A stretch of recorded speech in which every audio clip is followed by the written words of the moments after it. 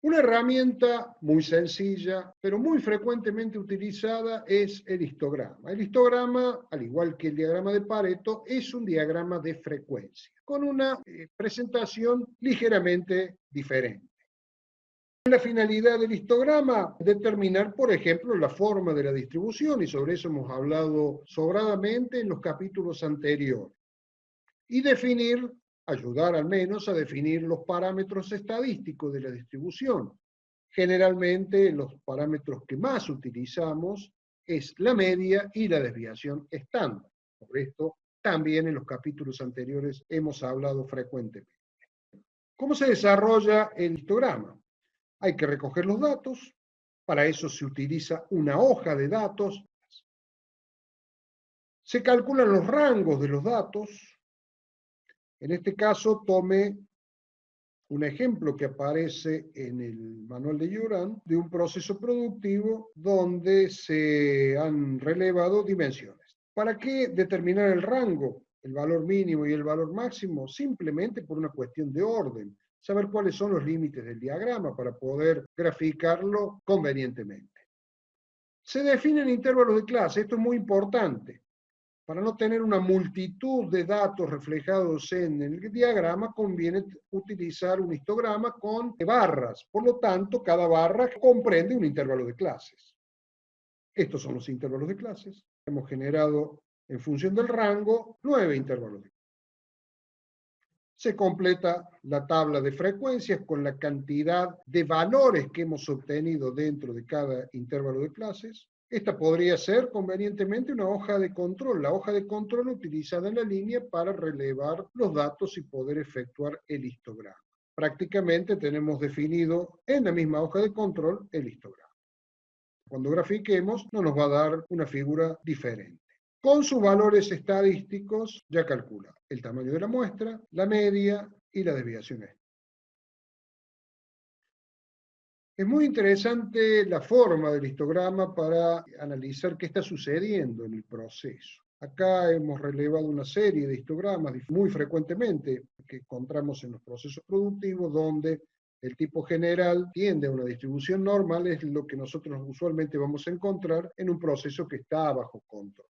Si la muestra no es muy grande o tenemos algunas variaciones, vamos a encontrar estas diferencias, puntas marcadas a lo largo del histograma.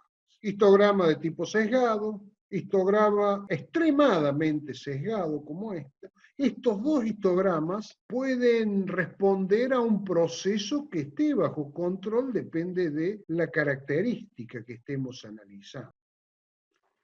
Este diagrama es el que vamos a encontrar en un proceso productivo cuando analizamos una característica con tolerancia bidireccional. Por ejemplo, una dimensión cualquiera.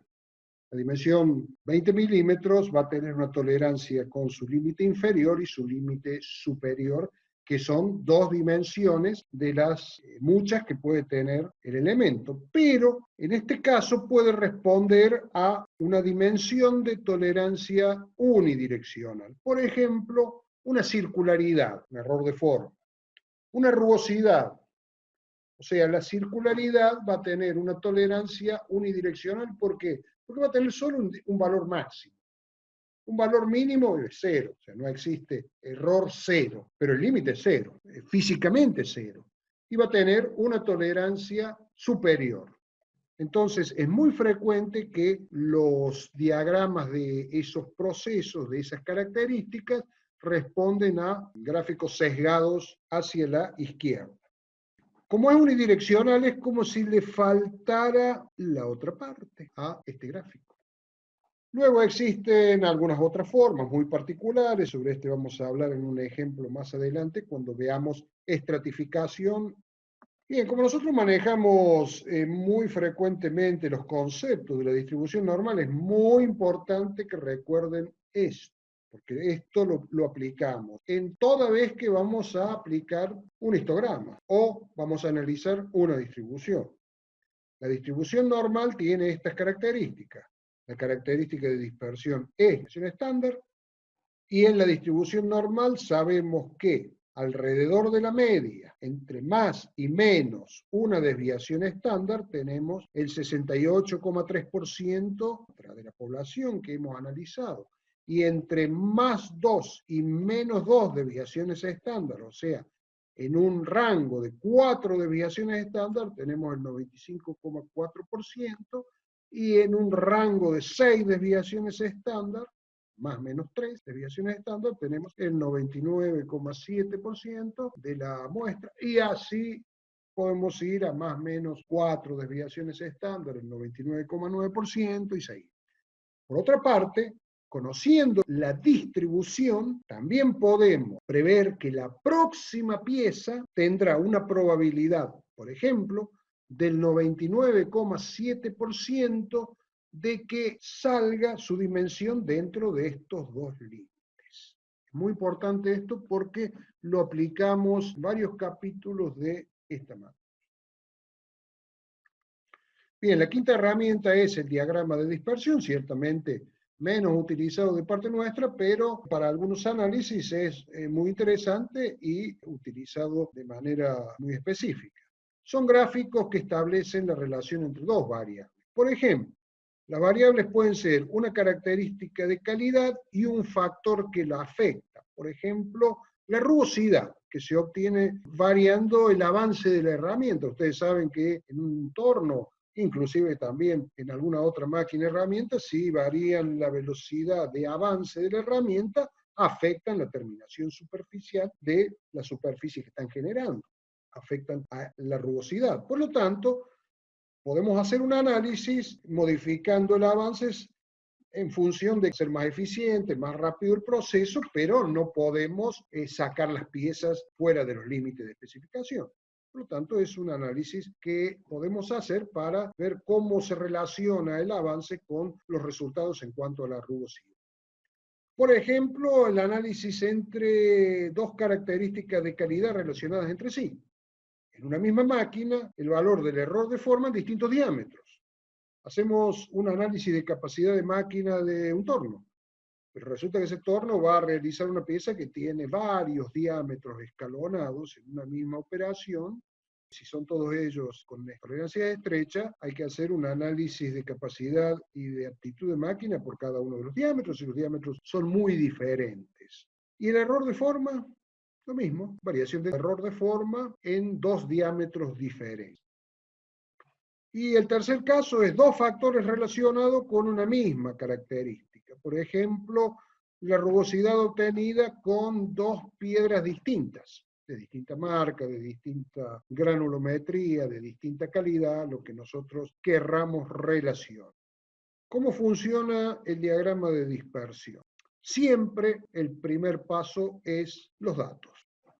En este caso, un ejemplo donde analiza la cantidad de piezas rechazadas en una sopladora de plástico en función a variación de la presión de soplado. Acá tienen los valores de presión, los valores de rechazo. Se quiere estudiar, si nosotros aumentamos, bajamos la presión, ¿cómo evolucionan esos rechazos? Una vez que obtuvimos los valores, determinar los valores máximos y mínimos de cada uno, o sea, el rango, ya sea de las presiones y de los defectos. También acá simplemente a los fines de magnificar el tamaño del gráfico.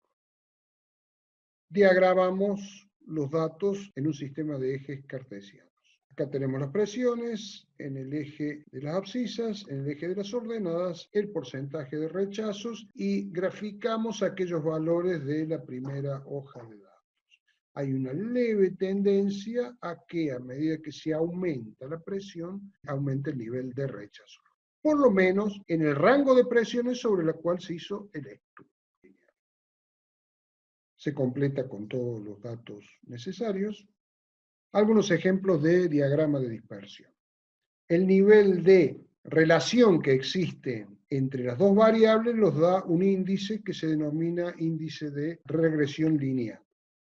Cuando el índice tiende a 1, las dos variables están muy relacionadas entre sí. Al límite, si diera 1, los resultados estarían sobre una línea recta. Bien, acá tenemos correlación positiva, correlación negativa en función al número de regresión.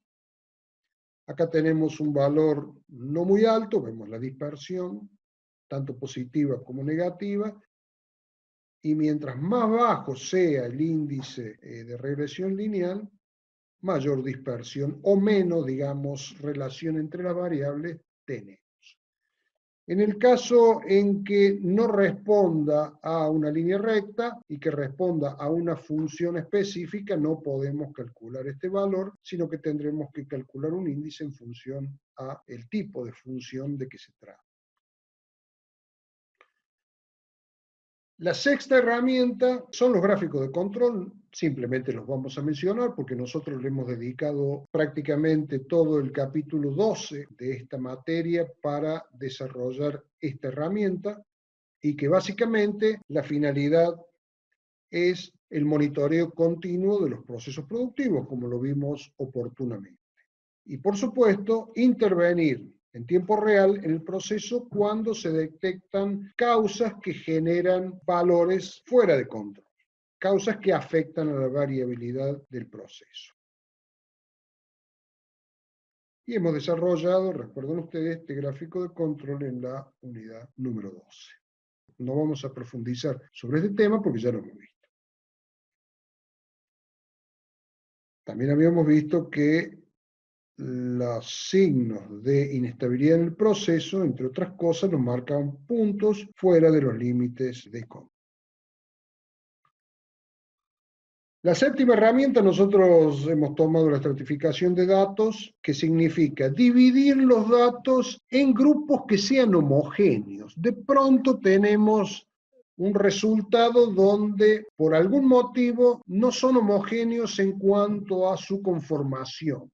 Por ejemplo, si observamos esta distribución, si tenemos este histograma, podemos sospechar de que acá son dos procesos distintos, ya sea porque durante la ejecución de estas piezas hemos cambiado algo de manera significativa, por lo tanto, esta distribución no se corresponde al mismo proceso de esta distribución, hemos cambiado la herramienta, hemos cambiado alguna otra cuestión. Bueno, lo cierto es que si ha sucedido eso, o simplemente el origen son dos máquinas distintas, no tiene sentido tener todos los datos en un solo diagrama, hay que separarlos, hay que estratificarlos. De tal manera que lo que tenemos que hacer es identificar cuáles son los valores que surgen del proceso A y cuáles son los valores que surgen del proceso B. Seguramente cuando hacemos esa separación, el programa se transformará en algo un poquito más lógico. Es una herramienta que tenemos que utilizar con mucha frecuencia cuando tenemos procesos mezclados. Después habíamos hablado de que algunos autores modernos no se ponen de acuerdo en la conformación de la lista de las 7 tradicionales herramientas. Entonces nosotros las vemos a todas. Algunos incluyen los diagramas de flujo. Los diagramas de flujo son representaciones gráficas donde colocamos una a continuación de otra, con una simbología muy particular, la secuencia de operaciones o acciones rutinarias. Para eso utilizamos símbolos que son normalizados y que ya vimos en detalle en capítulos anteriores. Acá dos normas simplemente, la ISO y la DIN. Esto ya lo hemos visto en capítulos anteriores. Es muy importante utilizar los símbolos que corresponden porque son utilizados a nivel mundial y todo el mundo entiende de qué se trata. Las normas, ya sea ISO, DIN, ASTM o ASME, que tienen normalizada esta simbología, no se contradicen, sino que en general se complementan. Por lo tanto, es muy importante utilizar los gráficos como corresponden con los signos que están normalizados. Bien, acá a manera de ejemplo tenemos flujograma donde está sintetizado el proceso de selección y control de proveedores. No es algo que vamos a analizar en esta clase, es una herramienta sumamente poderosa para planificar en el momento más temprano cualquier proceso, para observar el proceso en su conjunto y eventualmente no olvidarnos de colocar ninguna operación. Y la última herramienta que vamos a considerar dentro de las 7 herramientas tradicionales de la calidad, que algunos autores la incluyen, son los gráficos en general. Los gráficos son representaciones donde se observan evoluciones, comparaciones entre variables o alguna cuestión que son posibles graficar. Existen básicamente 4 tipos de gráficos: gráficos de línea, de barra, de torta o combinación de algunos de ellos. Gráficos de línea, no vamos a profundizar sobre esta herramienta porque es extremadamente sencilla. Asumo que todo el mundo conoce cómo se utiliza esta herramienta y que la usamos frecuentemente. Gráfico de barras. Si bien es cierto, es un gráfico de frecuencia, al igual que Pareto y al igual que un histograma, pero con otra configuración. Esta representa la frecuencia o la evolución de la frecuencia a través del tiempo. Cuestiones distintas a cómo se presenta el histograma o cómo se presenta el gráfico de Pareto. Gráfico de tortas, también muy utilizado. Combinación de gráficos de barras y de líneas en este. Con esto finalizamos las 7 tradicionales herramientas de la calidad que habíamos dicho que básicamente sirven para analizar y resolver problemas. Aquí hemos colocado un ciclo de resolución de problemas de 8 pasos donde vamos a colocar aquí donde utilizaríamos las herramientas que hemos visto, algunas de las herramientas que hemos visto. Ciertamente en la identificación del problema, ya sea a través de una hoja de datos o bien a través de un diagrama de Pareto, encontrar las posibles causas. La herramienta más potente, sin lugar a dudas, es el diagrama causa-efecto, conjuntamente con identificar el factor más importante, verificar los resultados, de nuevo a través de una hoja de control, de un diagrama de Pareto. Digamos que las herramientas más frecuentemente utilizadas para esta cuestión son la hoja de datos. Siempre, todas las herramientas llevan una hoja de datos. El diagrama de Pareto y el diagrama causa-efecto, y en algunos casos el diagrama de correlación lineal. Las anteriores las llamábamos las 7 tradicionales herramientas, simplemente para diferenciarla de lo que hace algunas décadas apareció como las 7 nuevas herramientas de la calidad, que nosotros no vamos a desarrollar, pero que está bueno que las identifiquemos. A diferencia de las 7 tradicionales herramientas, estas 7 nuevas herramientas no son para analizar y resolver problemas, sino que son para gestionar procesos. Y estas son las 7 herramientas de las cuales estamos hablando, que simplemente las mencionamos para que la tengan presente, pero que no la vamos a desarrollar en este